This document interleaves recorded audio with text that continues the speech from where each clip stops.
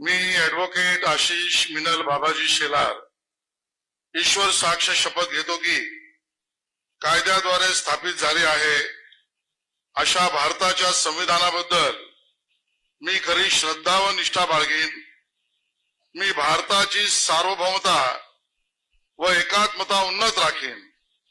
मी महाराष्ट्र राज्याचा मंत्री म्हणून माझी कामे निष्ठापूर्वक व सत्सद विवेक बुद्धीने पार पाडीन आणि संविधान व कायदा यानुसार सर्व तऱ्हेच्या लोकांना मी निर्भयपणे व निपक्षपातीपणे तसेच कोणाच्याही विषयी ममत्वभाव किंवा आकस न बाळगता न्याय वागणूक देईन।